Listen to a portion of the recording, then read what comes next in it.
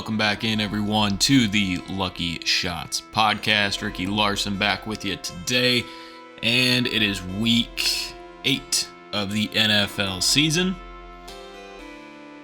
And we're back with more fantasy football for you after week 7, where I finally got back on track in a couple of leagues. 2 wins in my main league, in my buddy's league, lost in the work league, but still a pretty good performance for me there. Hopping into this week, we have Kansas City and the Chargers both on bye. So no Patrick Mahomes, Clyde Edwards-Helaire, no Travis Kelce, Justin Herbert, Austin Eckler, and, Mike Williams. All of those guys will be out this week.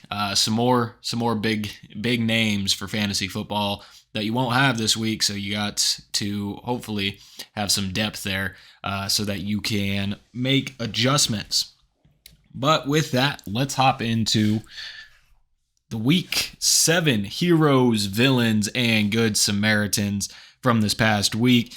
At the heroes position with your quarterbacks, we have Joe Burrow with his second straight quarterback 1 performance, 481 yards passing, 3 touchdowns through the air, 20 rushing yards, and a touchdown on the ground for nearly 40 points, 39.24 fantasy points there. And surprisingly, right behind him, if anybody guessed that Daniel Jones would be one of the top 2 quarterbacks this week, I would have called you crazy. 202 passing yards, touchdown through the air, 107 rushing yards for with a touchdown on the ground, had 28.78 fantasy points. Expected to see Joe Burrow here, talked about that last week. But Daniel Jones, how about that? Gets a couple touchdowns, 100 yards on the ground, puts up a Lamar Jackson day for the Giants. At the running back position, you had Austin Eckler once again being up in this top 5 area. He had 31 rushing yards with a touchdown on the ground, but 12 catches for 96 yards and a touchdown through the air. Had 36.7 fantasy points. And right behind him, for the 3rd straight performance of 30 points, Josh Jacobs had 143 rushing yards, 3 rushing touchdowns, 3 catches for 12 yards, just to add a little bit on top for 36.5 fantasy points. Was 0.2 points off from taking over Austin Eckler at that number 1 position. And like I said, 3 straight weeks 3 straight performances by Josh Jacobs with 30 points. At the wide receiver position, another guy that we talked about a lot last week, Jamar Chase, 8 catches, 130 yards, and 2 touchdowns, giving him 33 fantasy points.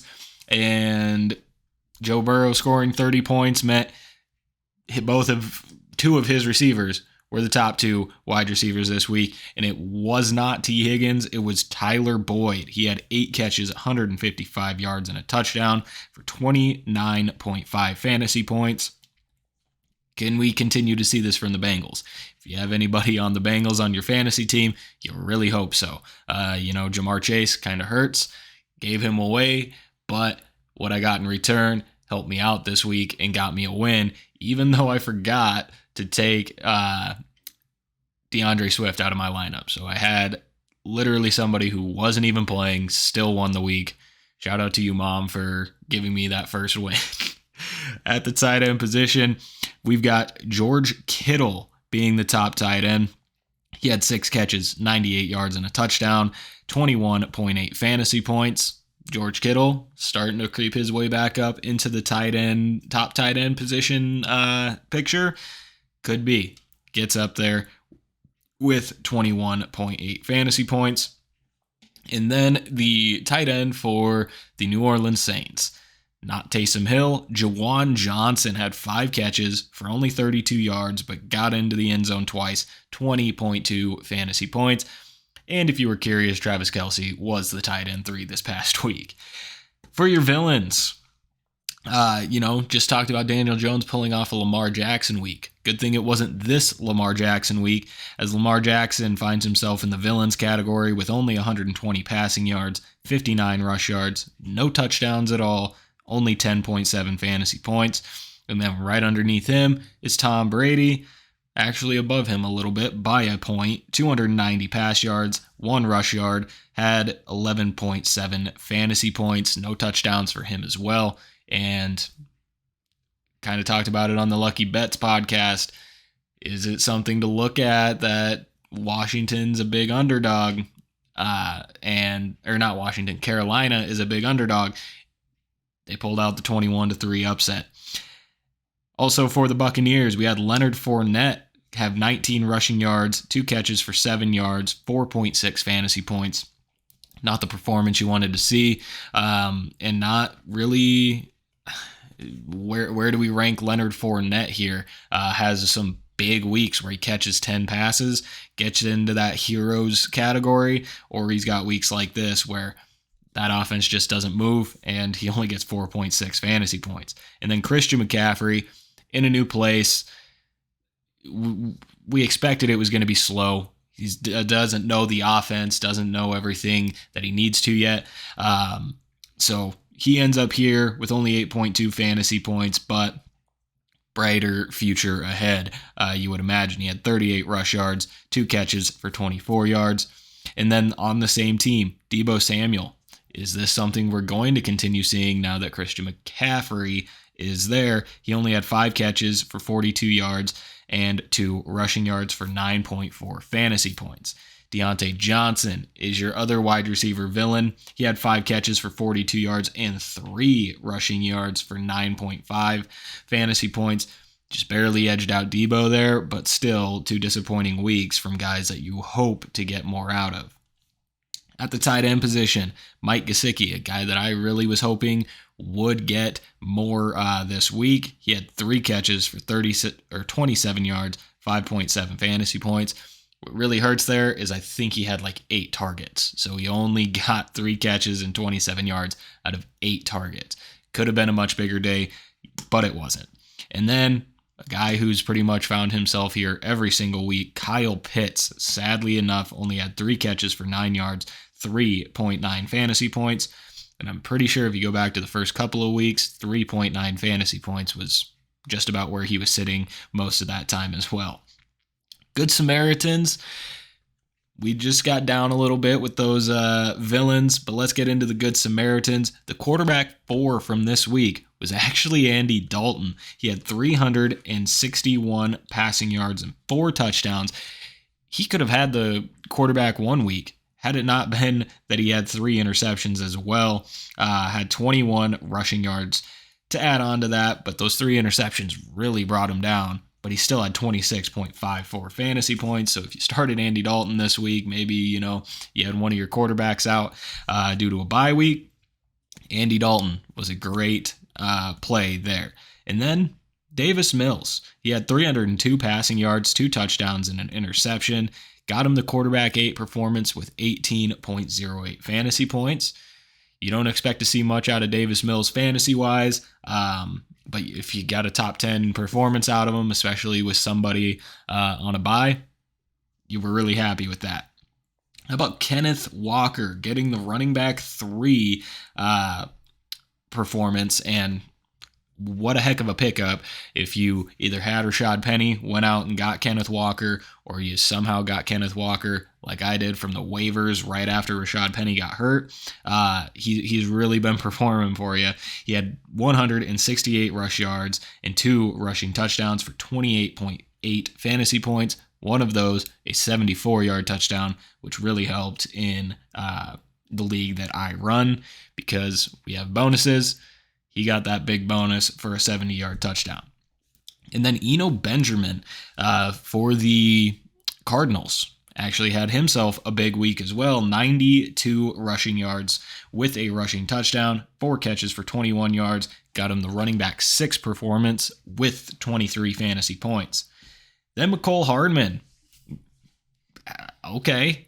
We know McCole Hardman is with the Chiefs. We know that he's got the chance of having a big play. How about this week? He had 4 catches for 32 yards and a touchdown and 28 rushing yards with 2 rushing touchdowns for 28 fantasy points. got himself into the wide receiver 3 category there. And then if we're going to talk about a Indianapolis Colts wide receiver, who are we going to talk about? You've got Michael Pittman Jr. Maybe he's here. Alec Pierce had a good week a couple weeks ago. Maybe he's here. Nope, we're going to talk about Paris Campbell. He had 10 catches, 70 yards, and a touchdown. Got himself the wide receiver 5 position this week with 23 fantasy points. Be interesting to monitor and see what happens with the Colts as we go forward, as they will be, it seems like, indefinitely starting Sam Ehlinger, the quarterback from Texas. So could be an interesting start there. At the tight end position, we had Pat Freiermuth. The Muth got Luth, and he had 8 catches for 75 yards, 15.5 fantasy points, got himself the tight end 4 this past week, and we'll talk about Freiermuth a little bit later in the show.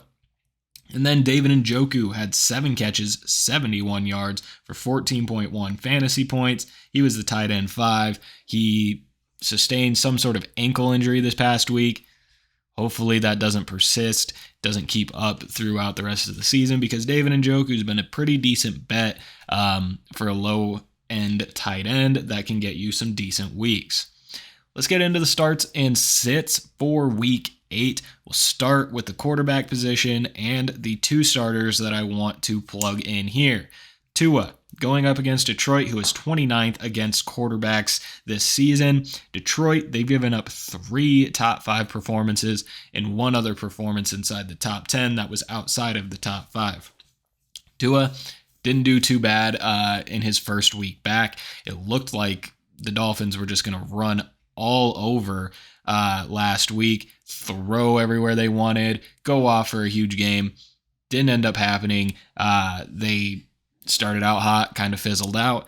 But I think Tua going up against Detroit, who is a very good defense for a quarterback to go up against, sitting at 29th, and his second week back, getting back into the rhythm of things, I think this is a great week to have Tua in your lineup.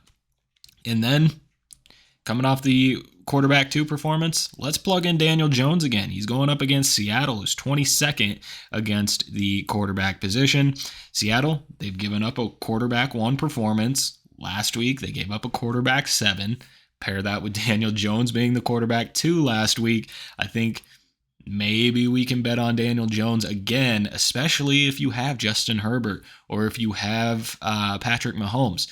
Daniel Jones is got to be somebody sitting on the waiver wire for you. So I think he's somebody you could go grab, plug in this week, and maybe, just maybe, get another quarterback 5 performance out of. Who are we going to sit then at the quarterback position? You know, I've been preaching that I love Geno Smith so far this year. This week, let's take him out of the lineup.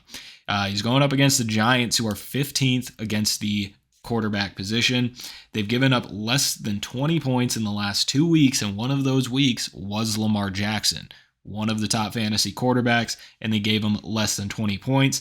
And then if you look at Geno the last 2 weeks, he's got less than 15 points in both of those games. The Giants kind of on some sort of roll right now. So Geno Smith, I still think he's going to be okay, but this week, possibly try to pivot if you can. And then the second quarterback sit, let's sit Dak Prescott this week. I was real excited. He was my love quarterback last week. This week, let's just go ahead and take him out, let it stew for another week, see what happens, because he's going up against Chicago, who's 8th against the quarterback position. Dak, he only had 12 points in his return against Detroit, who, if we hop back over to Tua, I like that matchup. So only 12 points against Detroit was kind of a tough stat line to swallow. And Chicago, they've got 4 weeks where they've given up less than 10 points to a fantasy quarterback. It just doesn't smell good here for Dak Prescott. I would rather sit him if I've got another option this week. At the running back position, Josh Jacobs. Obviously, 3 straight fantasy weeks of 30 points or more. Or 4, let's see. Yeah, 3 straight weeks of 30 points or more. He's going up against New Orleans, who's 11th against the running back position. In those 3 straight 30-point performances, he's got 6 touchdowns.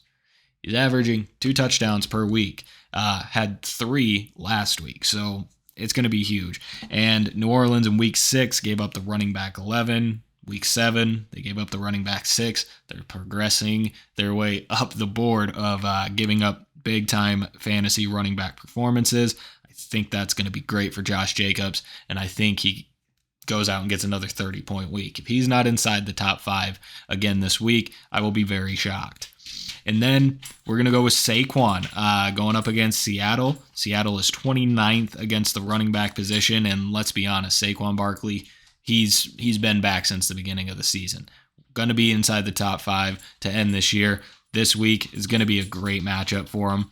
He has 4 straight weeks over 15 points, but under 20 points. So he's kind of in that middle ground where we're like, Saquon, where'd you go? You're not giving us those big performances like you did in the first few weeks. But Seattle, they've given up 5 top 10 performances, 2 performances inside the top 5, and they've given up a running back 1 week, which was last week, and they gave up 36 fantasy points. So another great matchup, great running back. It all just lines up for it to be a great week for Saquon Barkley. At the running back position, let's sit Christian McCaffrey another week, going up against the Rams, who are second against the running back position. He only had 8.2 fantasy points in his debut. Let's give it one more week because he's got a tough matchup this week. Then they've got the bye. And then he's going up against the Chargers, who are like dead last when it comes to the running back position. They just gave up the running back 3 performance to Kenneth Walker last week. I think it's going to be a very, very good matchup at that point. But right now, it's just a tough matchup. He's still learning this system. Give him this week, give him the bye week, and then going in against the Chargers, that's going to be a huge matchup. So I'm going to sit Christian McCaffrey this week, and let's pump the brakes, curb our expectations of Travis Etienne. This week, he's going up against Denver. I know that James Robinson, I believe, is getting dealt, which means Travis Etienne is going to be the main lead back there. But he's going up against Denver, who's a pretty dang good defense. They're not great on offense, but defensively, they're pretty good. They've only given up 2 top 15 weeks, and that just so happens to be to 2 guys inside the top 5 for the season, with Josh Jacobs sitting at running back 4 and Austin Eckler sitting at running back 1. Those are the only 2 times they've given up even a top 15 week. I don't see Travis Etienne joining that list of guys that have had a good game against Denver. Maybe a little farther down the road, we can expect Etienne to be one of these top guys. But first week of taking the full absolute load going up against Denver, I just think it's going to be tough. At the wide receiver position, a guy that I don't talk about much at all because I'm not a huge fan, but this week, I just think it's going to be great. DJ Moore for the Carolina Panthers. Why? He's going up against Atlanta, who's 32nd against the wide receiver position. Atlanta, last week, gave up the wide receiver 1 and the wide receiver 2. Ouch. That is tough. That's a tough pill to swallow. And Moore last week was the wide receiver 9. So he was inside the top 10, had 19 points. Not a huge fan of the Carolina offense. Not a huge fan of DJ Moore. But when you're going up against a defense that just last week gave up the top 2 wide receivers, and they're the worst defense when it comes to fantasy wide receivers overall, I think that's a great matchup. We're going to be very happy starting DJ Moore this week. And then, maybe this one's a little obvious, but how about A.J. Brown going up against Pittsburgh, who is 31st against the wide receiver position? It's not so obvious, though, because A.J. Brown, besides week 1, has not scored 20 points or more. He only scored 20 points in week 1. and it's been kind of slow after that. It hasn't been super slow. It's been like 15 to 19. It's been just under 20, but he hasn't had that big week since week 1. I think this is the week for it. As Pittsburgh, they've given up 4 top 10 performances, 5 receivers with 20 points or more, 1 receiver with 30 points or more. So it's a good matchup for that entire team. A.J. Brown is the top guy. I think A.J. Brown is going to be a great play going up against Pittsburgh this week. Who are we going to sit? We're going to sit CeeDee Lamb. We just talked about sitting Dak Prescott. I think it's going to be a slow week for him. So therefore, I think it's going to be a slow week for CeeDee Lamb going up against Chicago. In Chicago, they are 4th against the wide receiver position. So again, super tough matchup. They've only given up 1 big performance. And like the Broncos defense, where they've only given up 2 big performances, and it was to 2 guys inside the top 5, Chicago, they've only given up 1 big performance, and it was to Justin Jefferson, who is the wide receiver 5 this year. So that's going to be really tough. And they've got 3 straight weeks where they've given up less than 15 points to like the top wide receivers. And CeeDee Lamb, he's got 3 straight weeks of not doing a whole lot. So Chicago, it's a good defense against the wide receiver position. CeeDee Lamb, it's just a tough matchup there in any aspect. Dak Prescott, we want to sit, so let's sit CeeDee Lamb. And then Amari Cooper will be the other sit for the wide receiver position. He's going up against Cincinnati, who is 5th against the wide receiver position. 3 of the last 4 games, Amari Cooper, 3 of his last 4 games have been under 15 points. It's been tough sledding. He started out really strong. It's just kind of dipped a little bit, and going up against Cincinnati, whose defense has been doing pretty well against the fantasy wide receiver this year. Let's go ahead and just sit him out. Not think much more about it. And then let's get to the starts at tight end. We're going to get a little dicey here with Zach Ertz. He's going up against Minnesota, who's 27th against the tight end position. They've given up 2 top 10 performances, a tight end 1 performance where they gave up 24 points. Zach Ertz is the tight end 3. All of these things look great. My only worry is that last week, D-Hop came back. D-Hop had 10 catches, 100 yards, 20 points.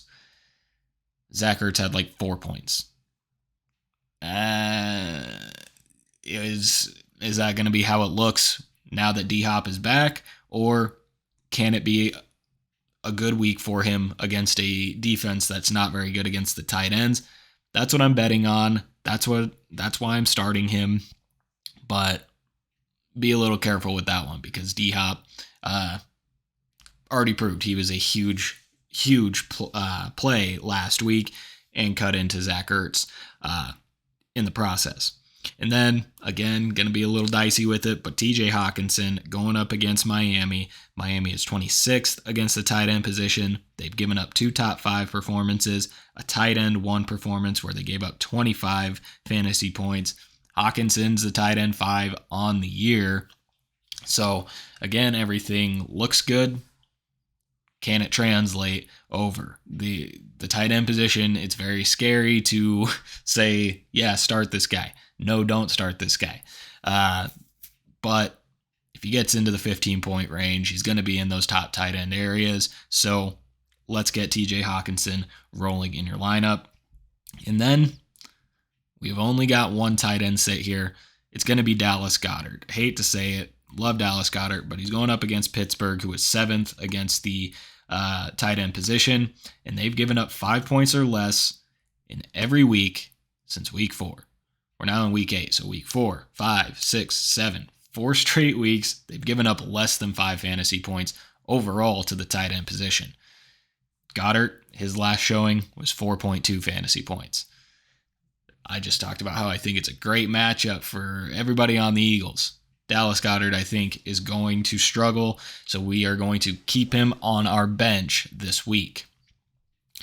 Now let's get to the love-hate list to get finished up here.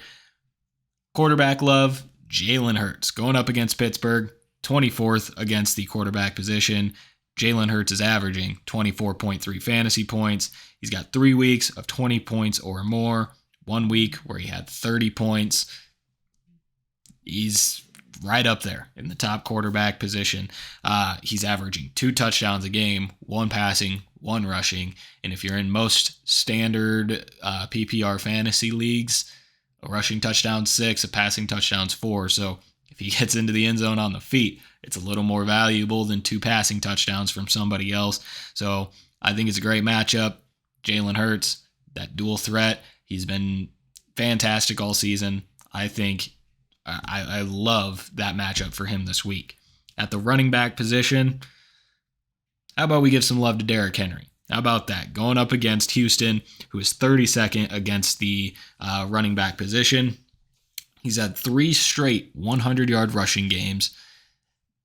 He's back. He is back. Going up against Houston, who's given up 2 running back 1 performances of 30 points and 34 points, and 2 running back 2 performances of 27 points and 36 points.